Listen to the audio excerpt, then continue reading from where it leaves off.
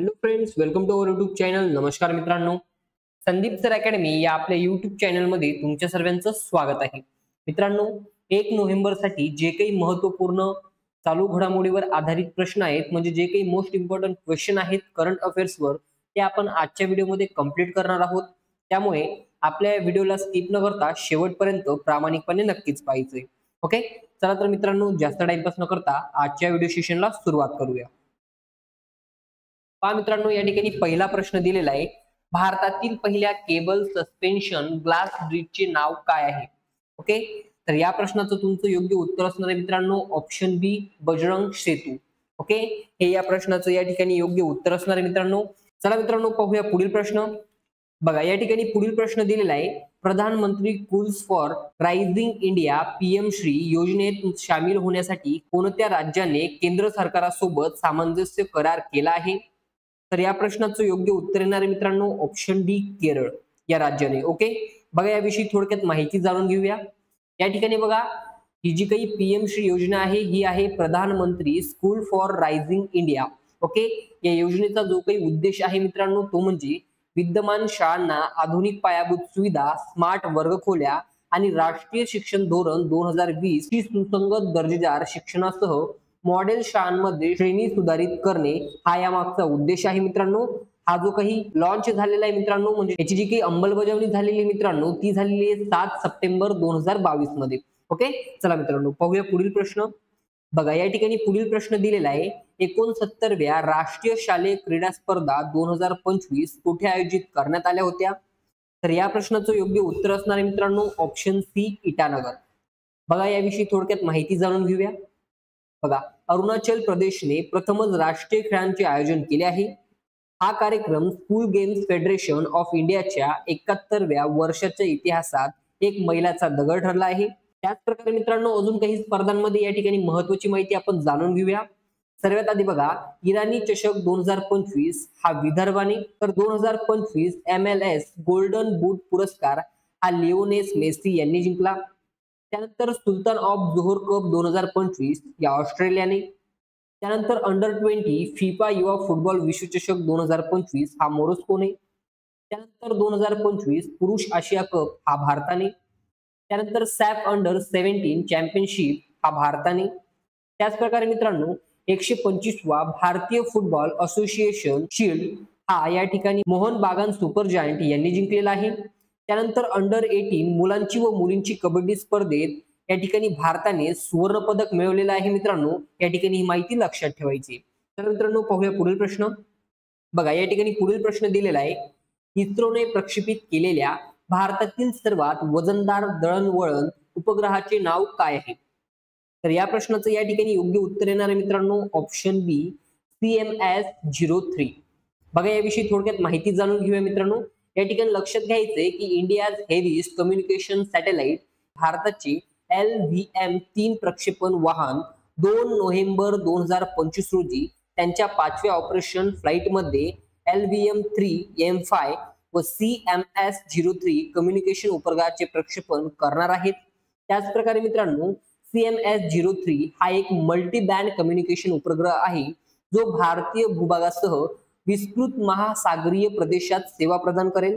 त्याच प्रकारे सुमारे 4400 किलो वजनाचा CMS-03 हा भारतीय भूमीवर जिओसिंक्रोनस ट्रान्सफर ऑर्बिट मध्ये प्रक्षेपित केला जाणारा सर्वात वजनदार प्रक्षेपण उपग्रह असेल. आणि LV-3M च्या मागील मोहिमेत चंद्रयान 3 मोहीम सुरू करण्यात आली होती, जिथे भारत चंद्राच्या दक्षिण ध्रुवाजवळ यशस्वीरित्या उतरणारा पहिला देश या ठिकाणी ठरलेला आहे किंवा बनलेला आहे. ओके, चला मित्रांनो, पाहूया पुढील प्रश्न. बघा, या ठिकाणी पुढील प्रश्न दिलेला आहे. जगातील पहिल्या अणुऊर्जेवर चालणाऱ्या क्षेपणास्त्राची चाचणी कोणत्या देशाने केली आहे? या प्रश्नाचं या ठिकाणी योग्य उत्तर असणार आहे मित्रांनो ऑप्शन ए, रशिया. चला मित्रांनो, याविषयी थोडक्यात माहिती जाणून घेऊया. बघा, त्यांच्या अणुऊर्जेवर चालणाऱ्या बुरोवेन्स्टेनी क्रूज क्षेपणास्त्राची यशस्वी चाचणी केली, जे एक अणुसक्षम शस्त्र आहे. ओके, चला मित्रांनो, पाहूया पुढील प्रश्न. खालीलपैकी कोणता देश पहिल्यांदाच आशिया पॅसिफिक अपघात तपास गट म्हणजेच APAC-AIG बैठकीचे आयोजन करत आहे? तर या प्रश्नाचं योग्य उत्तर असणार आहे मित्रांनो ऑप्शन डी, भारत. बघा, याविषयी थोडक्यात माहिती जाणून घेऊया. या ठिकाणी बघा मित्रांनो, याचा जो काही फुल फॉर्म येणार आहे तो म्हणजे आशिया पॅसिफिक ऍक्सिडेंट इन्व्हेस्टिगेशन ग्रुप, आणि यामागचा जो काही उद्देश आहे मित्रांनो ते म्हणजे विमान अपघातांची चौकशी करणाऱ्या अधिकाऱ्यांमध्ये ज्ञान आणि कौशल्य यांचा विकास करणे. आणि या ठिकाणी याचं जे काही कार्य आहे मित्रांनो ते म्हणजे सदस्य देशांमधील तांत्रिक आणि व्यवस्थापकीय विषयांवर चर्चा करणे आणि आंतरराष्ट्रीय सहकार्य वाढवणे. ओके, चला मित्रांनो पाहूया पुढील प्रश्न. बघा या ठिकाणी पुढील प्रश्न दिलेला आहे, अलीकडेच प्रसिद्ध झालेल्या एअर क्वालिटी इंडेक्स 2025 नुसार खालीलपैकी कोणते शहर भारतातील सर्वात स्वच्छ शहर म्हणून घोषित करण्यात आले आहे? तर या प्रश्नाचं या ठिकाणी योग्य उत्तर असणार आहे मित्रांनो ते म्हणजे ऑप्शन सी, पुणे. चला मित्रांनो पाहूया पुढील प्रश्न. उद्भव उत्सव 2025 आंतरराष्ट्रीय नृत्य आणि संगीत महोत्सव कोणत्या राज्यात आयोजित केला गेला आहे? तर या प्रश्नाचं या ठिकाणी योग्य उत्तर असणार आहे मित्रांनो ऑप्शन बी, मध्य प्रदेश. बघा याविषयी थोडक्यात माहिती जाणून घेऊया. या आयोजनाचं जे काही ठिकाण होतं मित्रांनो ते म्हणजे ग्वाल्हेर. त्यानंतर या ठिकाणी याची वैशिष्ट्य आहेत ते म्हणजे या कार्यक्रमात भारत आणि इतर देशांतील 1000हून अधिक कलाकारांचे सादरीकरण समाविष्ट आहे, ज्यामध्ये जागतिक आणि भारतीय कलाकृतींचे मिश्रण आपल्याला दिसून येते. ओके, चला पाहूया पुढील प्रश्न. बघा या ठिकाणी पुढील प्रश्न दिलेला आहे, अलीकडेच 23 वर्षाखाली जागतिक अजिंक्यपद स्पर्धेत कुस्तीमध्ये पहिले जागतिक विजेतेपद कोणी जिंकले आहे? या प्रश्नाचं योग्य उत्तर ठरणार आहे मित्रांनो ते म्हणजे ऑप्शन ए, सुजित कलकल. ओके, बघा याविषयी थोडक्यात माहिती जाणून घेऊया. हे त्याचे पहिले जागतिक विजेतेपद आहे. त्याने यापूर्वी एक अंडर-20 आशियाई अजिंक्यपद सुवर्ण पदक आणि 2 अंडर-23 आशिया विजेतेपद जिंकले आहेत. ओके, त्याच प्रकारे मित्रांनो त्याने पुरुषांच्या फ्रीस्टाईल 65 किलो गटात भाग देखील घेतला होता. चला मित्रांनो पाहूया पुढील प्रश्न. या ठिकाणी बघा पुढील प्रश्न दिलेला आहे, आयर्लंड मधील भारताचे पुढील राजदूत म्हणून कोणाची नियुक्ती करण्यात आली आहे? तर या प्रश्नाचं या ठिकाणी योग्य उत्तर असणार आहे मित्रांनो ते म्हणजे ऑप्शन डी, मनीष गुप्ता. पहा मित्रांनो, कॅथरीन कॉलोनी यांची आयर्लंडच्या अध्यक्षपदी निवड झाली आहे. ही महत्वाची माहिती या ठिकाणी लक्षात ठेवायची मित्रांनो. ओके, चला पाहूया पुढील प्रश्न. 2025च्या 23 वर्षाखालील जागतिक कुस्ती अजिंक्यपद स्पर्धेच्या अंतिम पदक तालिकेत भारताचा क्रमांक किती होता? तर या प्रश्नाचं या ठिकाणी योग्य उत्तर असणार आहे मित्रांनो ते म्हणजे ऑप्शन सी, 7वा. चला मित्रांनो पाहूया पुढील प्रश्न. सायबर गुन्ह्यांना ज्ञात असलेल्या प्रतिबंधनासाठी आणि त्यांना प्रतिसाद देण्यासाठी जगातील पहिले कायदेशीर बंधनकार जागतिक अधिवेशन कोणत्या नावाने ओळखले जाते? या प्रश्नाचं या ठिकाणी योग्य उत्तर असणार आहे मित्रांनो ते म्हणजे ऑप्शन सी, हनोई अधिवेशन. बघा याविषयी थोडक्यात माहिती जाणून घेऊया.